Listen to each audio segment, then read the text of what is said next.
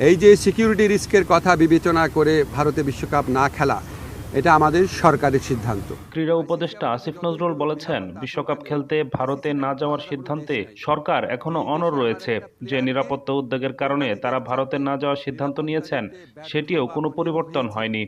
ব্যর্থ বা অনীহ হয়েছে। নিরাপত্তার শঙ্কায় টি-20 বিশ্বকাপ খেলতে ভারতে যেতে চায় না বাংলাদেশ ক্রিকেট দল। বিকল্প ভেন্যু হিসেবে শ্রীলঙ্কায় খেলতে আইসিসিকে অনুরোধ করেছিল বাংলাদেশ। দফায় দফায় বিসিবির সঙ্গে আলোচনা করেও বরফ গলাতে পারেনি আইসিসি। আমাদের এখানে জেনুইন সিকিউরিটি রিস্ক আছে। আমরা এখন আশা ছাড়ি নাই। আমরা আশা করব আইসিসি আমাদের জেনুইন সিকিউরিটি রিস্কটা সুবিবেচনার সাথে নিয়ে আমাদেরকে শ্রীলঙ্কায় খেলার সুযোগ করে দেবে বিশ্বকাপ।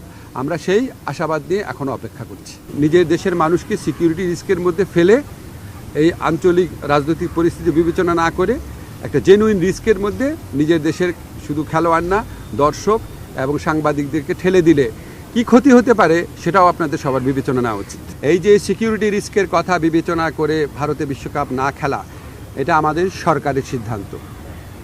কোনো একটা দেশের মানুষ অন্য একটা দেশে গেলে সিকিউরিটি রিস্ক আছে কি না সেটা সরকার বিবেচনা করে দেখে।